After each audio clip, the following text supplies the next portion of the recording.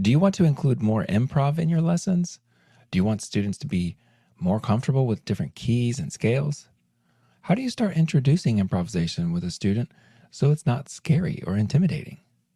Today's guest, Sean David McGoran, has a degree in jazz composition, plays piano, trumpet, saxophone, has performed in small groups, big orchestras, jazz bands, musical theater, and in church settings. He not only has amazing improv skills, but he has been teaching for over 39 years. In today's episode, Sean David gives us great tips on not only how to introduce improv to students, but also how to use improv as a tool to help other skills like familiarity with keys and scales. You're listening to The Piano Sensei Way, a podcast for piano teachers who own a studio business and want less stress and more success.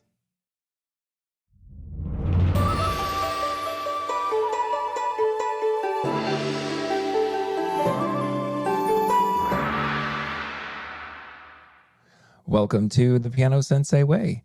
I am your host, Clinton Pratt, and I'm here to help you master the art of running a successful piano teaching studio.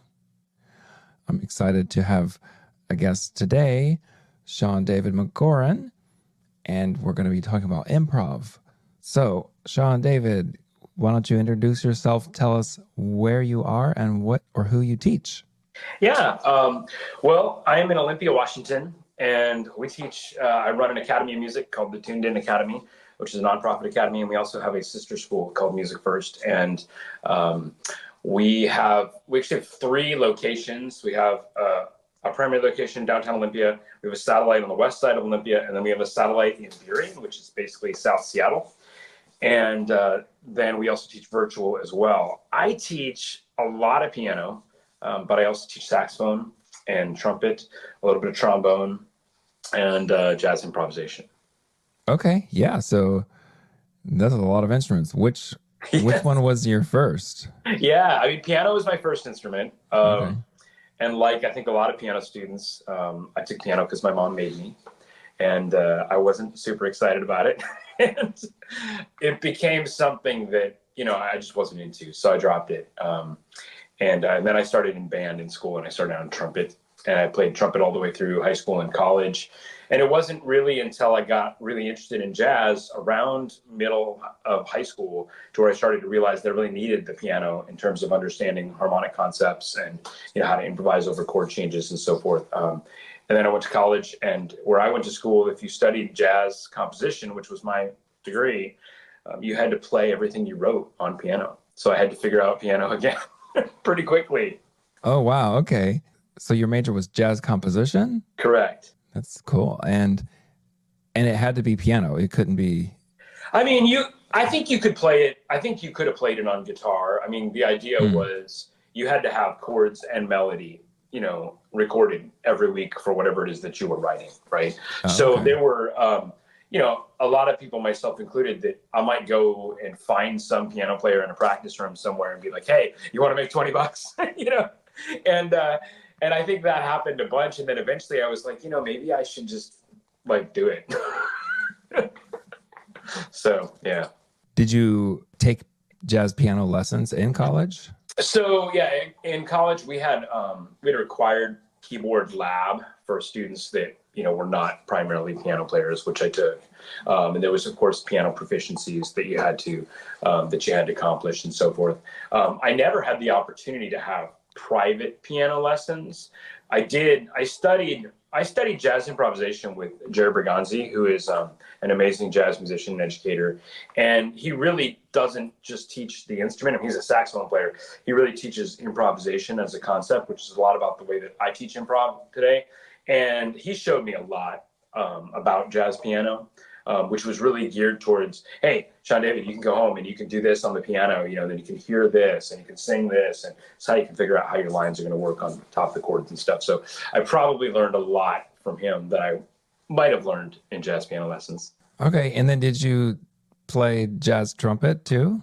Yeah. So, trumpet's my primary instrument, studied it all the way through college, took lessons with several great jazz trumpet players in college, as well as a Baroque trumpet player. and played, in several big bands and small jazz combos and everything throughout college. Had a lot of fun. I joined the Army band. I spent 6 years in the Army bands as a trumpet player and bugler. Played a lot of, jazz as well as other things too.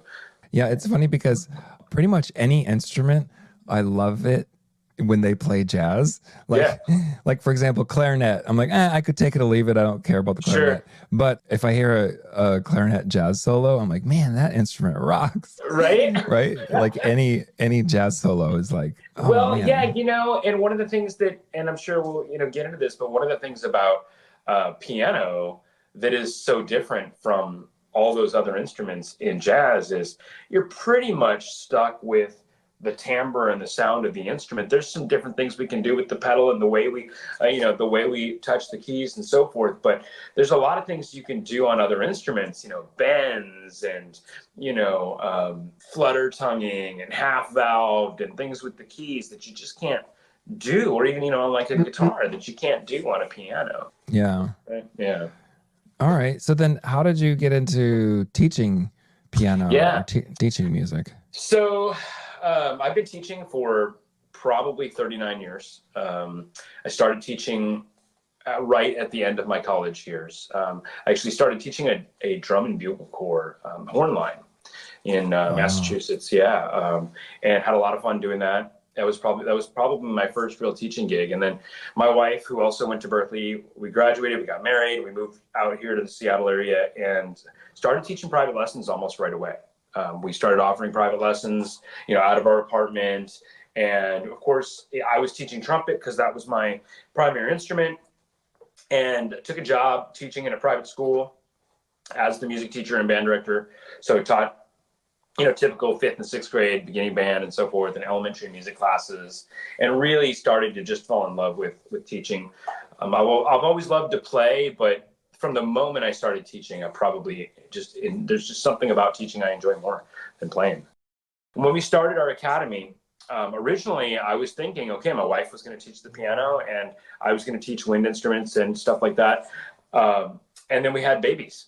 And so she decided that when my son was born, she said, I'm going to stay home. I need you to take all my piano students.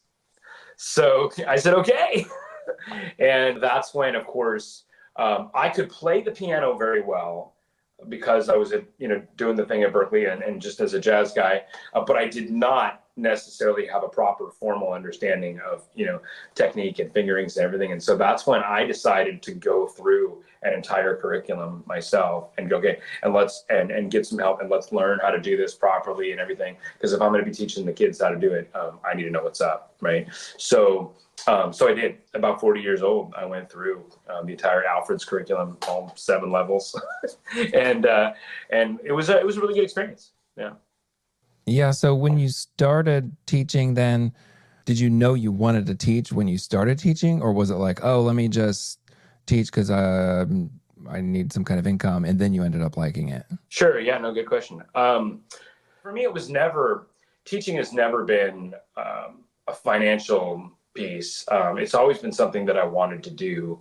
I think when I first started teaching, when we moved out here, and it was just a few private lessons, it was something that I thought might just be something I would do sort of for fun and sort of on the side on top of other work.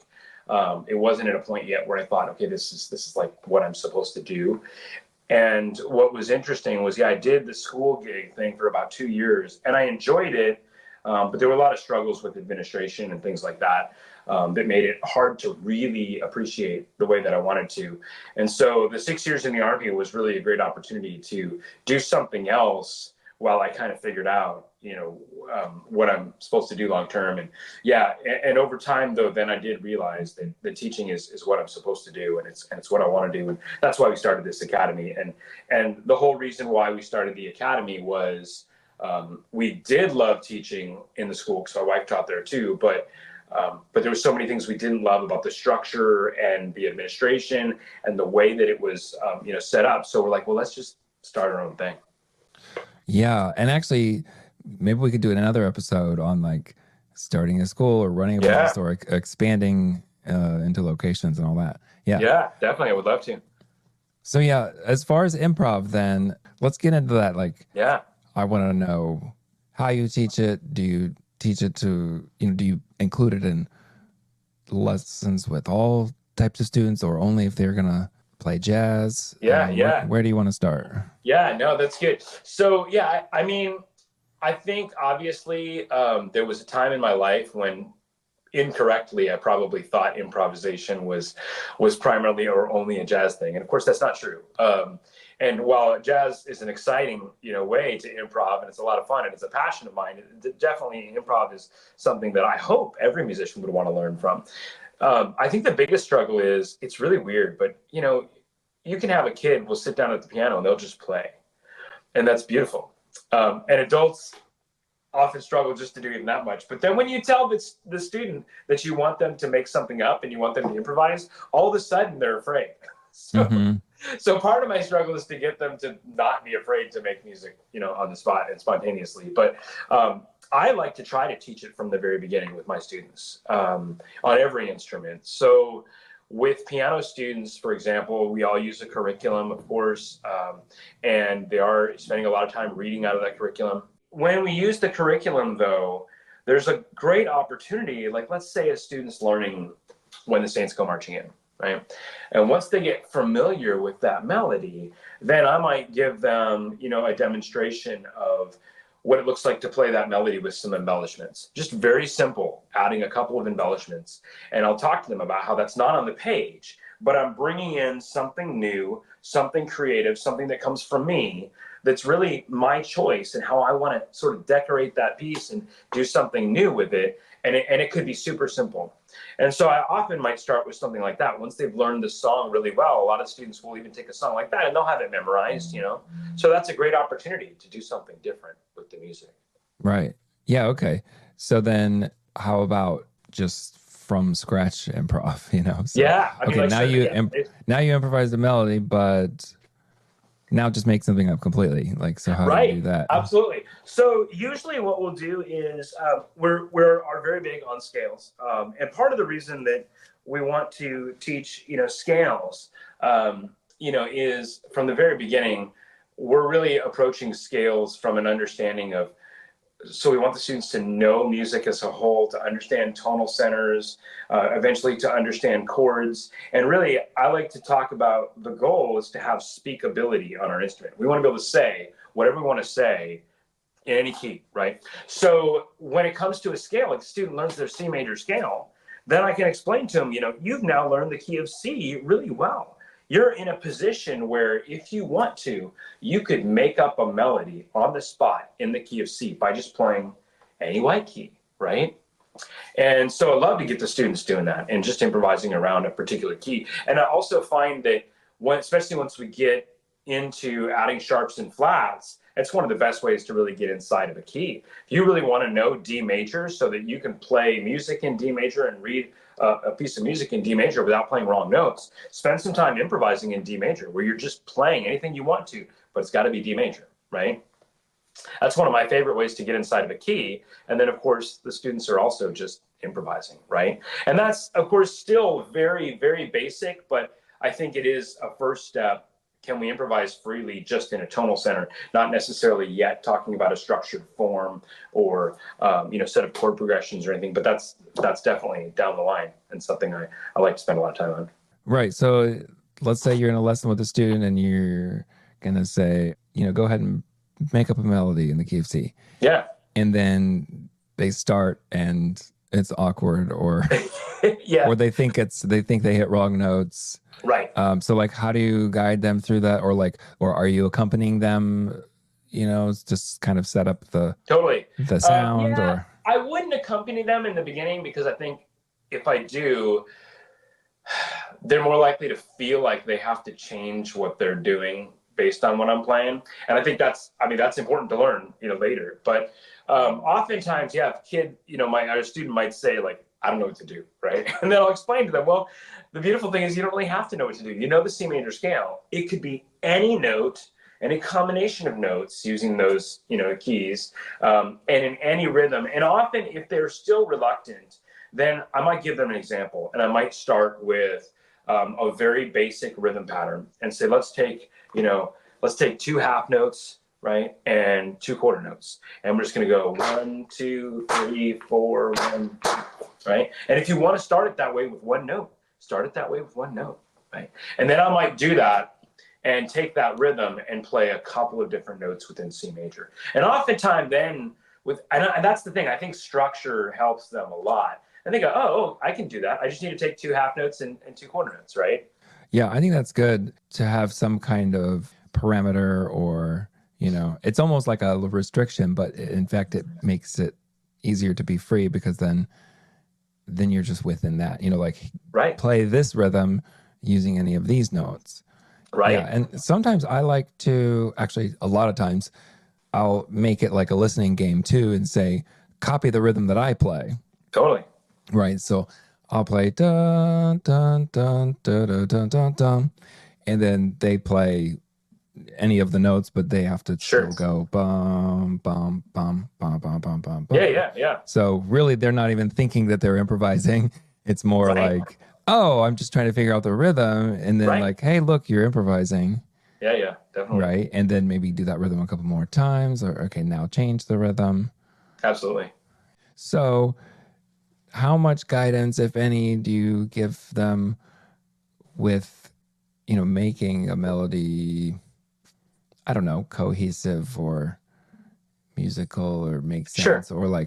Or is it just like they kind of get it over time because they're figuring it out? Yeah, no, it's a good question. So in the beginning, when I'm just starting to talk about improvisation with a student, I really just want them to be free to be spontaneous and play notes and create rhythms, and not be too concerned in the beginning with what it sounds like, or if it sounds the way they wanted it to, or whatever. Because honestly, both from my own experience and seeing in other students, I think that if we get too much requirements on them at that point in time about what's the melody supposed to be, but they're going to just be afraid. I just don't want them to do that. I want them to be afraid to just make their notes. Oftentimes, you'll see a student, they'll play something, and they'll have like a look on their face or a reaction where they weren't happy with what they played. And that's when I'll say, what's the matter? Were you not happy with that line?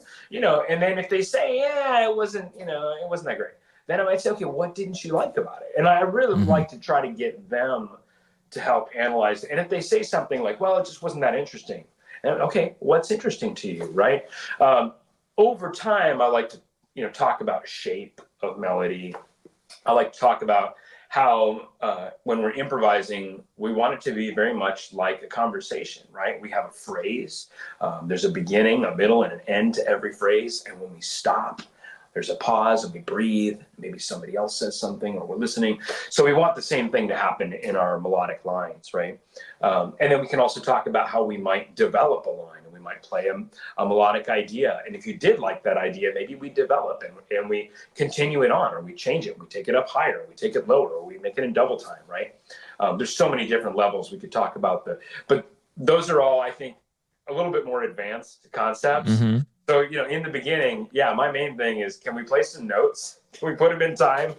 And then, like you mentioned, if you play a rhythm or a melodic idea and have them respond to it, which is great, because I think one of the other really hard things for a lot of students to grasp is what it means to play spontaneously, but yet also know where you are in terms of the form. Can we play over a 4-measure, chord progression and actually play a 4-measure phrase and know where it begins and ends, right? So the rhythm is so important in being able to do that, right? Yeah, and if they don't copy the rhythm exactly, that's okay, because really the goal is to get them to improvise. So exactly, right? So it's okay. Yeah. Yeah, it could be like, hey man, you played that differently, but it was cool. Yeah. So then bringing in the left hand. So let's say they're ready. They can play hands together. Yeah. So what do you have them do? Do you start with a single bass note? You give them a chord progression? Yeah, good question. So what I like to do with my piano players is, in the very beginning, we'll start with just root position, right, chords. If they're only learning triads so far, then fine, we'll go with triads, right? But definitely root position in the beginning. Really, because I want to focus on their ability to be free in the right hand and to hear the harmony in the left hand, but then create melody over it, right? Once they can comfortably, if they can play root position in the left hand and improvise in the right hand, then the next step would be in voice leading, right? So if we're talking about a 1-4-5-1, can we voice lead 1-4-5-1 in the left hand and then improvise in the right hand, right? I'll do the same thing with seventh chords once they get to that point. And then sort of from there, my next step would be once we get inversions in, whether we're talking triads or seventh chords, then we could talk about, creating something more of an actual accompanying or accompaniment style. I like to teach my students some basic stride piano techniques. Usually we will start with the root, way down low, and then go up about 2 octaves and find the seventh and the third, right? Then maybe go back down and find the fifth, right? And do that as a pattern. And we'll actually run our scales on top of it in the right hand. That can be really effective. And we'll do that like for all of our major seventh chords, minor seventh chords, dominant seventh chords, minor 7 flat 5, and diminished. Yeah, that's good. Actually, I was just doing that with an adult student the other day, and I was having him use the right hand to play the thirds and sevenths. Ah, okay. And then the left hand, like just do the bass, just so you could sort of get the, sure, just know what the notes are and get the pattern. Yeah. And then like, okay, now go back and forth between both, and your left hand play a bass note, right, third and seventh bass note, and then your right hand's gonna play a melody or whatever. Yeah. No, that's a good idea. Yeah, it's interesting too, because I'm sure you've seen this, but when I do that with some of my students that maybe are not playing a lot of jazz, maybe they're playing, Chopin or whatever, they'll start noticing that a lot of some of the great classical literature has very similar to a stride in the left hand. So doing that kind of an exercise, it's not just a jazz thing. I mean, it's just good piano. Right. Yeah. Yeah. Okay. And then as far as chords going with the melody, do you have students just improvise a melody and then you're changing chords in the left hand, and then whatever happens, you kind of get used to what you like or whatever? Or do you try to tell them, think about which notes in the right hand are going to match or sound good with the chords? Because I know it's both. I tend to lean one way more than the other, but there's so many different ways we can approach it. And honestly, my approach is probably pretty different today than it was a long time ago. I mean, when I went to Berkeley, it was, bebop and John Coltrane and a million scales over, different kinds of chords and so forth. And that's not wrong. And that's still a lot of fun. But the more I listen to like someone like Chet Baker or a great blues artist like, Stevie Ray Vaughan or, B.B. King, one of the things that fascinates me about some of those guys who were so like powerful to listen to, when they improvised, it was like 98% chord tone. Like almost everything they played was right inside the chord. And it was the way that they played it rhythmically, the soulfulness, the way they bent the note maybe on a guitar or something like that. Or with Chet, just the way he phrased it. So, and I really think that so many students are just fearful of playing wrong notes. That what I like to do is actually start with the chords and then to play a melody using nothing but chord tones. So just chord tone soloing. So if we're beginning with a piece of music, like maybe it's a 12-bar blues, the first thing I want them to do is we'll start by arpeggiating the chords of the blues in time so they can really feel the chords, up and down melodically, so to speak. And then once they're comfortable with that, then I'll say, okay, let's create a melody by just putting rhythm to the pitches that are within the chords. And we're going to play what I call like an inside solo. Every single note is a chord tone. And the cool thing about that, what I tell them is literally impossible to play a wrong note that way. Every note's going to sound amazing. Right? Yeah. And they feel good about it. Yeah. And that's good. And I understand, like, when you analyze what the pros do and you're like, oh, wow, they're playing chord tones, blah, blah, blah. So let's do this. Now, my approach is different, and that's okay. Sure. Because what I experience a lot is students who get bogged down trying to play the chord tones, right? Or okay, like they're just thinking so hard about, okay, my left hand is playing an F major 7, so okay, I need an A. Like, and then like there's no flow to it. It's not Mm, natural, right? sure, And so what I tend to do is just, okay, if we're in the key of C, just play the white keys in your right hand, doesn't matter, sure, just to get the flow going. And then you're changing chords. And then, then once you're able, you can start doing it the other way. But sure. I like the other way, and maybe both are good or going back and forth. Sure, that approach is really great too. I mean, I'm assuming if we're doing it like that and we're thinking like diatonically, then you're like really having them depend on their ear to notice, like say, okay, why maybe they play an F, on a C chord, why maybe that note doesn't sit right over the C chord, right? And Mm-hmm. that's really important too. And then of course, and I like to do that too. There's definitely times when I want them really playing and listening to what's going on. But that's one of the reasons why I like to do the chord tone thing, because then it is really obvious also when they play a note that's not in the chord, they go, oh, And then, of Mm-hmm. course, that's not wrong. That's just a Right. note that's not in the chord. Maybe it's a tension. Maybe it's one that's going to work. Let's talk about it, right? So, yeah, and again, our scale approach, the way that we teach scales, and a lot, by the time our students start doing the whole chord tone soloing thing, it's not a big deal for them to think about the notes over the chord, because they already understand that the chord is just 1, 3, 5, and 7 of their scale, which they know well. Mm-hmm. It would be different with a student that maybe doesn't know, their scales as much. And I like to do sort of a by ear approach, similar to what you're talking as well. Maybe it's a brand new song, and maybe maybe I don't even give them the chord changes, but I'm going to play the chords, and I'm going to tell them, hey, this is like in G major or whatever, right? And then I'll tell them, hey, anytime you hear a note that doesn't sound like it's in a chord, if you like it and you dig it and it sounds like it works, right? Like it's a tension that sounds cool, totally stay on it. If it sounds like it doesn't work, then we can talk about probably either up, a step or a half Mm-hmm. step, or down a half step, and you'll probably find a chord tone or a tension that will work, right? So, and that's important too, because yeah, eventually we want to be able to just play freely. And sometimes we're going to play notes that maybe didn't sit the way we wanted to, but finding where they do is part of the journey, right? So, totally. Yeah, many years ago, I went to this jazz training camp. It was Jamie Eversold, Oh yeah, yeah, yeah, however you say his name. And yeah. I remember one, I don't know if it was him or one of the other teachers, but we were going through some tune and analyzing, like what scale or whatever Right. to improvise on during each change or each measure.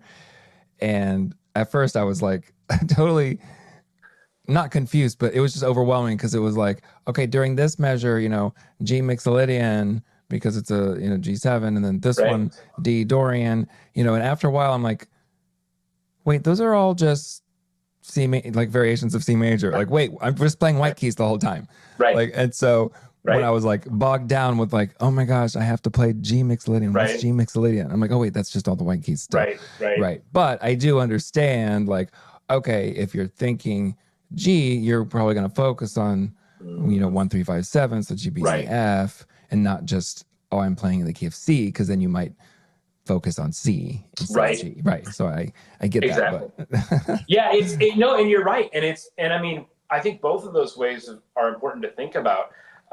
And there's definitely, we could find great examples of great musicians that do both. You can certainly play a piece that's mostly diatonic and improvise around it diatonically, kind of like you're talking about, not necessarily thinking about the individual chords as sort of like momentary keys of the moment, and it will work, and it could sound great. And depending upon the kind of style of piece that you're playing too, if you're playing like popular music, or like maybe it's like a worship song or something like that, that kind of approach may be totally fine and sound great. mm-hmm, If you're playing in a jazz group, it still could work. But one of the things that you're going to notice a little bit different, I think, is what a lot of times we refer to as like making the changes when we're talking about those significant moves, the resolution from the F and the dominant 7th chord going down to the E on the C major and so forth. If you have a really good ear, you might catch those and move along with them.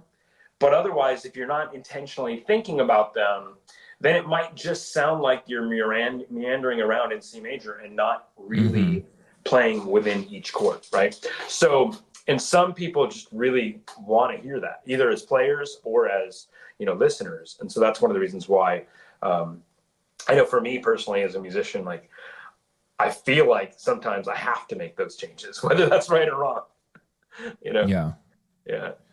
So let's go back. I think you answered a little bit already, but as far as, incorporating improv in all lessons or with every student, you mentioned even like you're in a method book and embellish a Yeah. melody and that sort of thing. Do you try to encourage some kind of improv at every lesson with all students, even if maybe their main goal or focus is, something else like classical? Yeah, I mean, I probably should do it more. So it's good that we're having this conversation because that makes me think about that more. We have, I have a team of teachers here, and I know a lot of my teachers do this. It might be different in the way we do it with each student, but definitely try to get it in on a regular basis. It might even be, I know, for example, with some of my horn players, if we're just warming up and we're playing, we're just playing some long tones, right? Then I might say, hey, man, play me a line using those 3 long tones, right? Just something super simple. I really like to use improvisation a lot in teaching chords because I want students to understand, and definitely this is not just a jazz thing, I want students to understand how melody works over chords, whether it be a chord tone or a non-chord tone. So for example, right now I have a piano lab. It's a group piano class, and we're working through the diatonic series of 7th chords in all 12 major keys because I want them to know their 7th chords in all 12 major keys really well. So we have been improvising in our right hand while we're playing the 7th chords, just moving up in the left hand. And again, it's definitely not a jazz thing. As a matter of fact, last week I said, okay, I think we were in D flat major. And I said, let's do D flat major today. And we're going to do it maybe like we're playing in a church and we're playing interlude music. And it's almost like worship piano. So it's not jazz. It's just nice, peaceful, soft, relaxing kind of piano music. But we're playing D flat major 7 and up the chords in our left hand. And the right hand, we're just improvising, right? Mm-hmm. Yeah. And they totally got it. And it was sounding really good. Yeah. Yeah. As far as getting familiar with keys, when do you start going through all the keys, or like do you stick with C for a while because they think it's easy, right? or Yeah. you kind of go back and forth? No, so all of our students, we teach. We teach all of our students the major scales through the circle of fifths, then the minors, harmonic minors, and melodic minors. As soon as the students have finished learning all of their scales, what we call their 48s. We will then go into the modes of major.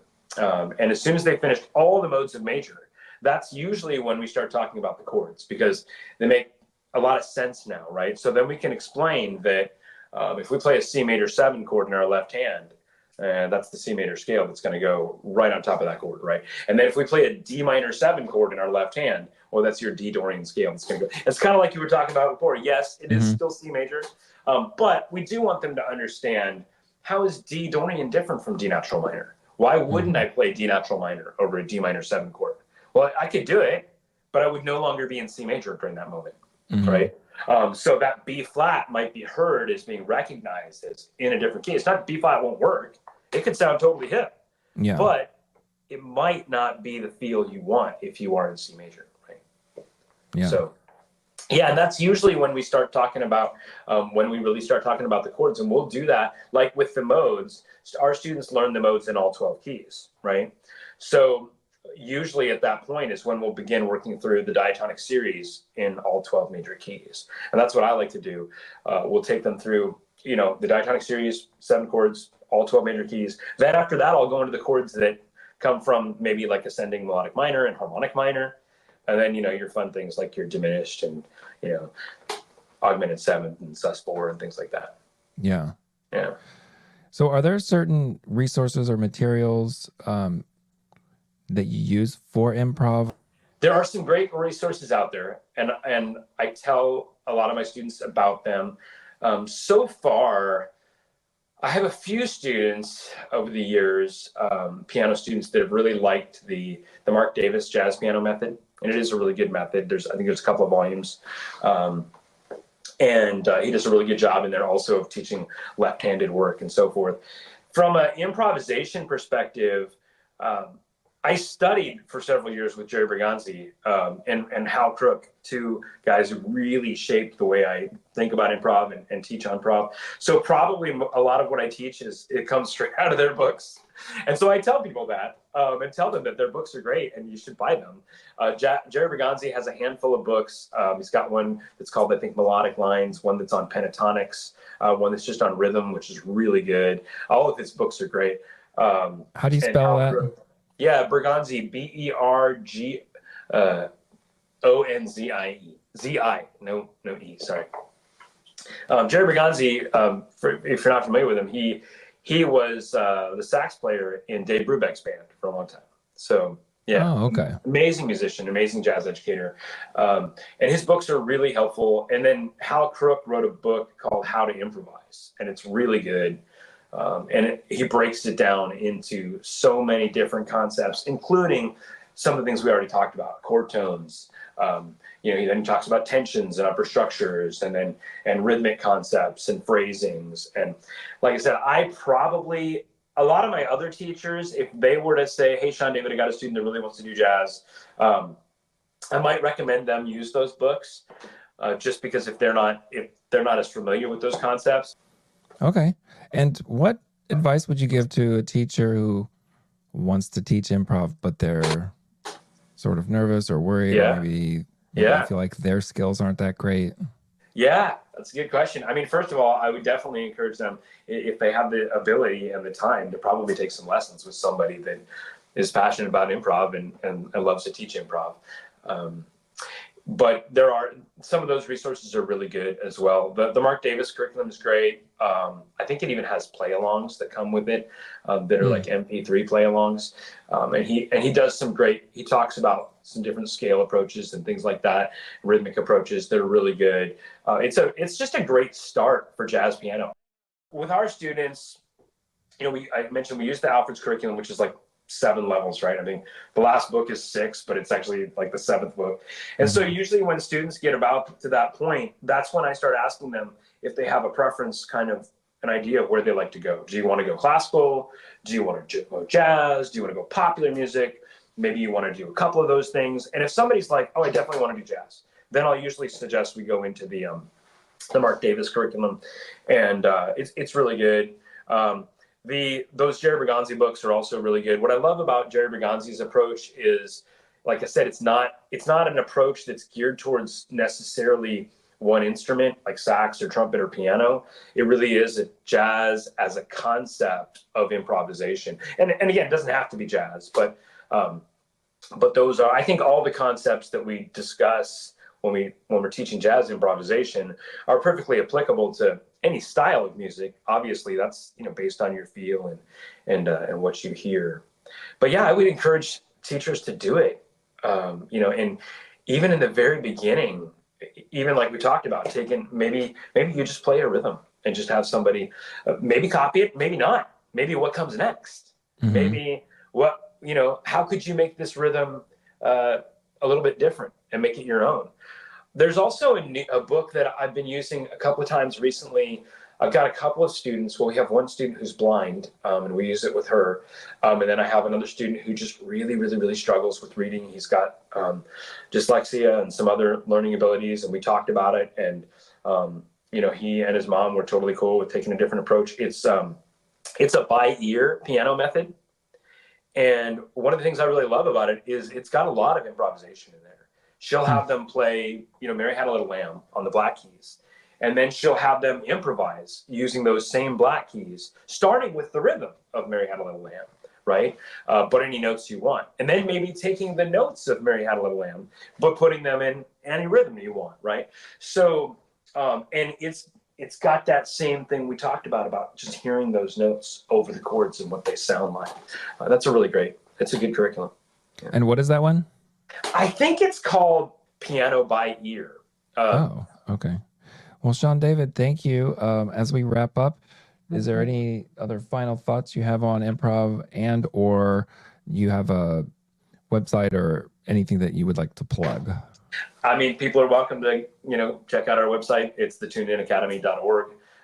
We also have a sister school called Music First. It's music one, like number one, st.org. We do teach, in person and online. I think improvisation is incredibly important. I wish everybody would teach it, and learn how to do it and not be afraid of it. I think that, I have teachers I know struggled with when they were young, because they were like sort of forced to improvise in front of their jazz band or something like that. And I think that it needs to be, it's a natural part of who we are. What I like to tell people is when we speak, like what we're doing right now, we have conversation, we're improvising, right? It's on the spot and it's spontaneous. And if we play music and we know music, we should be able to do that on our instrument, regardless of whether it's over some specific form or function. And I think it's one of the most satisfying things when you can learn to do it and just be happy with the fact that I just created something, right? And then just if we don't like the way it feels or sounds, to learn how to, sort of in a non-judgmental, sort of loving way, what do I not like about it? And how could it be something I'd like more? And then exploring how to do that is part of the beauty. Last night we went to go see Esperanza Spalding. I don't know if you know, she is amazing musician. She's an upright bass player and vocalist. And it was a very, very, very interesting show. It was a team of like, I don't know, like maybe 3 or 4 musicians and then maybe 5 or 6 dancers. And what was really cool was it was very, you could tell, I would say probably 75% of the music was highly improvisational. Like a dancer would come out and almost like bow before the drummer or the tenor sax player, like they would bow to each other, almost like it was like a, like a martial arts thing. And then the dancer would begin to dance and the musician would just follow the dancer. And they were just communicating. Yeah. And it was so cool. And again, they weren't necessarily, and a lot of that weren't necessarily playing over a specific form or a chord progression. It was just, what am I feeling in this moment? And it was really cool. And they just have the ability to do that because they know their instruments well and they know how to create and, be satisfied with it. That's great. I love that idea of like improvising based on the movement and the feeling. That's cool.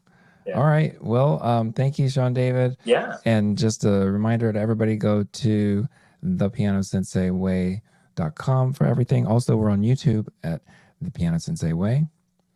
And hope everybody has a great day. Take care.